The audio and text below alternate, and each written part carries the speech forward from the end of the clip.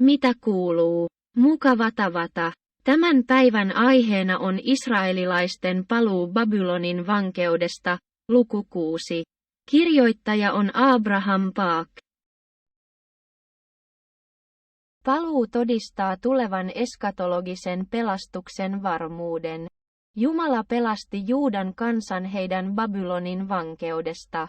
Psalmien luvussa 107 kuvattiin Babylonin vankeustilaa pääasiassa 4 tavalla. Ensinnäkin heidän sielunsa olivat väsyneitä vaeltamisesta, nälästä ja janosta. Toiseksi he olivat sidottuina kurjuuteen ja kahleisiin asuessaan pimeydessä ja kuoleman varjossa. Kolmanneksi he olivat järkkymyksensä päässä ja horjuivat kuin humalassa, koska he nousivat taivaaseen ja laskeutuivat syvyyksiin. Neljänneksi he olivat kuin miehiä, joita myrsky koetteli merellä. Juudan kansa huusi Herraa hädässään. Ja hän pelasti heidät heidän ahdistuksestaan. Hän johdatti heidät haluttuun turvasatamaansa. Kaikki tämä pelastustyö oli täysin Jumalan armosta. Psalmit 85:1 sates. Oi Herra, sinä osoitit armoa maallesi, palautitte Jaakobin vankeuden. Psalmissa 85:11 sanotaan, että vanhurskaus katsoo alas taivaasta. Juudan kansa vietiin syntisinä vankeuteen Babyloniin. Ja kun he palasivat, heille palautettiin vanhurskaus, koska vanhurskaus oli katsonut alas taivaasta.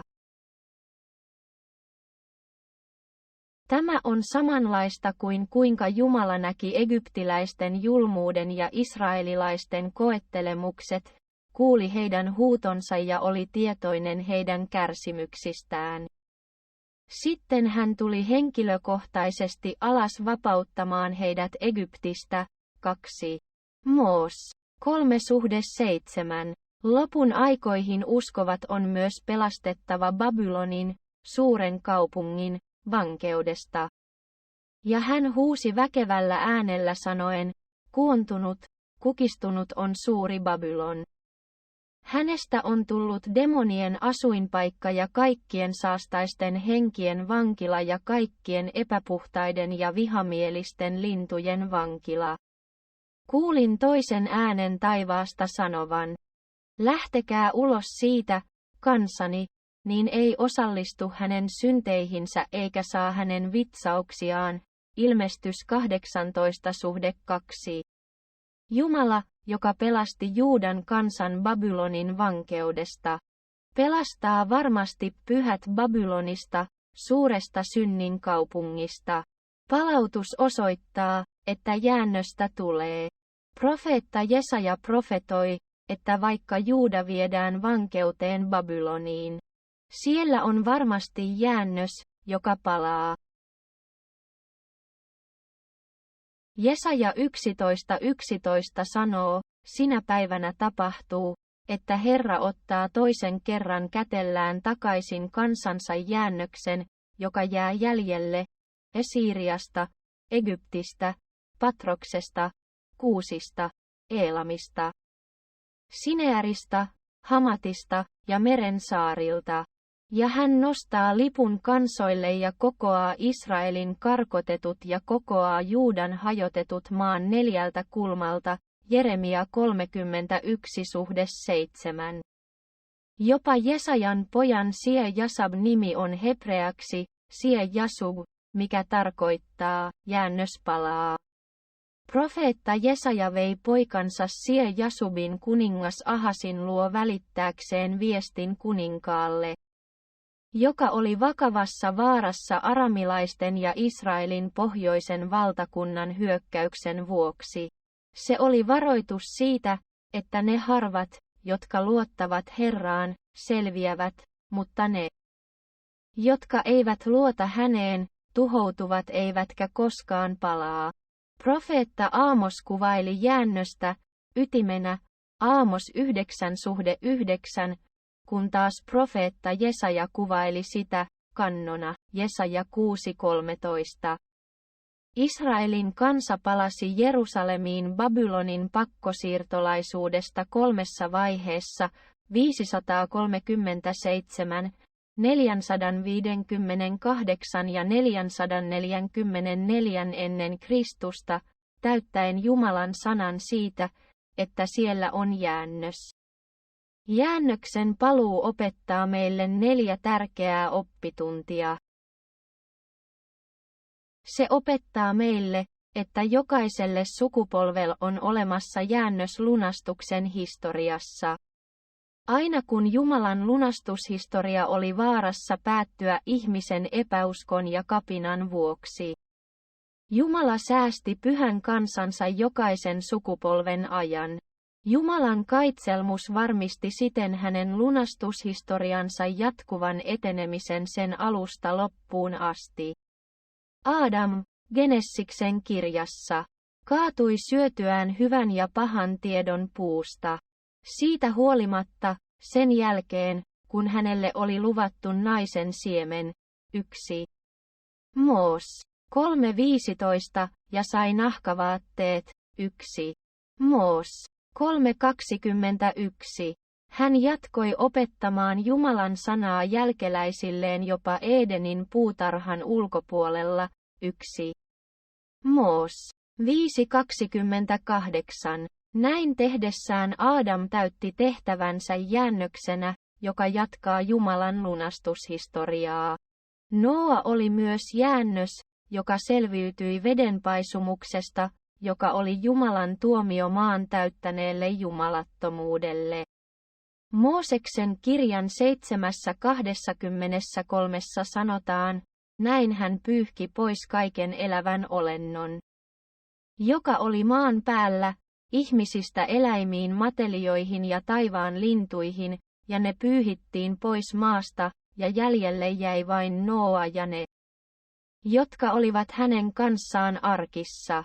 Abraham oli myös jäännös, joka pelastettiin epäjumalia palvovasta kaldealaisten Urista ja vietiin Kanaanin maahan. Ap.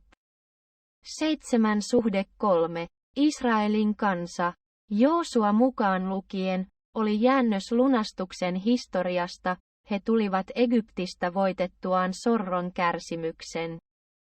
Kävivät läpi 40 vuotta harjoittelua erämaassa ja saapuivat lopulta elävänä Kanaaniin. 4 Moos 14:29. Ihmiset, jotka palasivat Babylonin maanpaosta, olivat myös jäännös lunastuksen historiassa. Nyt kun lunastuksen historia etenee Uuden testamentin aikakaudelta, Ruum 9:27, lopun ajassa on myös jäännös.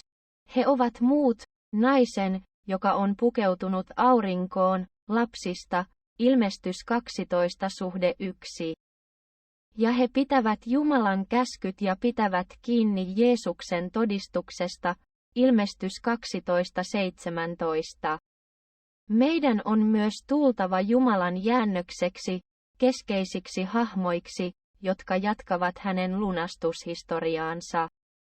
Emme voi tehdä tätä omin voimin, se tapahtuu vain Jumalan ehdottoman suvereeniteetin ja ehdottoman armon avulla. Ruum 9:8. Se opettaa meille, että varmasti on jäännös, joka palaa Jeesuksen Kristuksen luo viimeisinä päivinä. Jesaja 10:21 sanoo, jäännös palaa, Jaakobin jäännös, mahtavan Jumalan luo.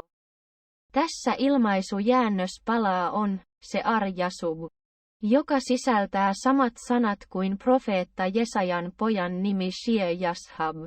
Jumala oli jo osoittanut, että vaikka Juuda vietiin vankeuteen Babyloniin, siellä olisi jäännös, joka palaisi. He olivat ihmisiä, jotka todella luottivat Herraan, Israelin pyhään, Jesaja 10:20. Lisäksi Jesajan 10:21 ilmaus mahtava Jumala on hebreaksi, El Gibor. Tämä on sama ilmaus, jota käytetään viittaamaan Jeesukseen Kristukseen Messias Jesajan 9:6. Babylonin pakkosiirtolaisuuden jäännöksen paluu takaa meille, että on myös jäännös, joka palaa Jeesuksen Kristuksen luo viimeisinä päivinä. Apostoli Paavali sanoi roomalaiskirjeen 9:27, Jesajas huutaa Israelista, vaikka Israelin poikien luku on kuin meren hiekka, se on jäänne, joka pelastuu. Hän totesi edelleen roomalaiskirjeessä 11:5, samalla tavalla on siis tullut myös tällä hetkellä jäännös Jumalan armollisen valinnan mukaan. Jeesus sanoi myös, että palatessaan hän lähettää enkelinsä kokoamaan valittujaan 4 tuulelta, taivaan ääripäästä toiseen, Mät. 24:31, Jumala kokoaa valittunsa ja yhdistää heidät hengellinen Sion. Nimittäin Jeesuksen Kristuksen universaali kirkko, jossa hänen lupauksensa asuu. Se opettaa meille, että on siunauksia, joista jäännös nauttii.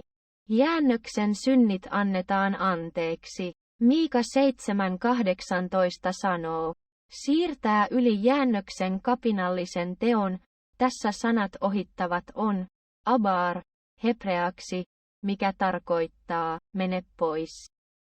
Tee pois tai, ota pois. Job 7:21. Miika 7:19 sanoo myös, hän tallaa meidän pahat tekomme jalkojemme alle. Kyllä, sinä heität kaikki heidän syntinsä meren syvyyksiin. Jäännös kukoistaa. Profeetta Miika sanoi, että jäännös kukoistaa, lammasna tarhassa, Boosron lammas, tai laumana laitumensa keskellä, Miika 2:12.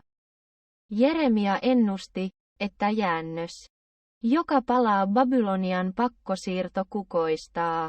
Hän välitti Jumalan lupauksen sanoen, sitten minä itse kokoan laumaani jäännöksen kaikista maista, joihin olen heidät karkoittanut. Ja vien ne takaisin laitumelleen, ja he ovat hedelmällisiä ja lisääntyvät, Jeremia 23:3. Tässä sanat hedelmällinen ja lisääntyvät ovat käännöksiä hebrean verbeistä, para ja raba. Näitä samoja sanoja käytettiin luomiskertomuksessa 1. Moos 1:28 sekä vedenpaisumuksellisen käskyn jälkeen. Nooalle, olkaa hedelmälliset ja lisääntykää. 1. Moos 9:1. Tämä osoittaa, että jäännöksen paluu on uuden luomakunnan työ, ja he saavat tavattoman runsaita siunauksia sekä hengellisesti että fyysisesti. Profeetta Sakaria sanoi myös Sakarian 8:11-12, mutta nyt en kohtele tämän kansan jäännöstä niin kuin entisinä päivinä, julistaa Herra Sebaot. Sillä rauha on oleva siemenelle, viinipuu tuottaa hedelmänsä. Maa tuottaa satonsa ja taivaat antavat kastensa, ja minä annan tämän kansan jäännöksen periä kaikki tämä. Tämä profetia julistettiin ensisijaisesti ihmisille, jotka olivat palanneet Babylonin maanpaosta ja rakentavat temppeliä, mutta tämä viittaa viime kädessä jäännökseen, josta on tullut Jumalan kansa Jeesuksessa Kristuksessa. Ilmaus periä Sakarian 8:12 on hebreaksi snai, nahal, mikä tarkoittaa saada omaisuudeksi tai perinnöksi. Toisin sanoen jäännöstä siunataan ei vain aineellisilla siunauksilla, vaan myös ikuisella perinnöllä taivasten valtakunnassa. Jäännöksestä tulee vahva kansakunta. Miika 4:7 sanoo, minä teen ontuvista jäännöksen ja karkotetuista väkevän kansan, ja Herra hallitsee heitä Sionin vuorella tästä lähtien ja iankaikkisesti. Täällä jäännös oli alun perin rapuja, heikkoja ja hylkittyjä. Jumala kuitenkin lupaa, että hän tekee heistä vahvan kansan. Tämä vahva kansakunta on valtakunta, jota Jumala hallitsee nyt ja ikuisesti. Nämä sanat vahvistavat, että jäännös tulee olemaan Jumalan hallinnassa ikuisesti hänen valtakunnassaan. Se opettaa meille, millaiset ihmiset ovat Jumalan jäännös. Jäännös on Jumalan valitsema. Jesaja 10:22 sanoo, sillä vaikka kansasi, Israel, olisi kuin meren hiekka, vain jäännös heistä palaa. Tuho on määrätty, täynnä vanhurskautta. Täydellisen tuhon, sellaisen, joka on määrätty, Herra. Jumala Sebaot toteuttaa koko maan keskellä. Tässä käytetään sanoja määrätty ja määrätty suhteessa jäännöksen palauttamiseen. Roomalaiskirjeen 11:5 sanotaan myös. Tällä hetkellä on myös tullut jäännös Jumalan armollisen valinnan mukaan. Tässä ilmaus nykyhetkellä on kreikaksi, kai entunyn kairo, ja se käyttää sanaa, kairos, merkitsemään Jumalan aikaa. Näin ollen nämä sanat yhdessä korostavat, että pelastustyö jäännökselle ei tapahdu ihmisten, vaan Jumalan aikana. Jäännös on pystyssä. Sefania 3:13 sanoo, Israelin jäännös ei tee vääryyttä eivätkä valehtele, eikä heidän suustaan löydetä petollista kieltä, sillä he ruokkivat eivätkä makaa kenenkään kanssa, jotta he vapiseisivat. Aamos 5:15. Sellaiset jäännöskertomukset tuovat mieleen ilmestyskirjan 144 000.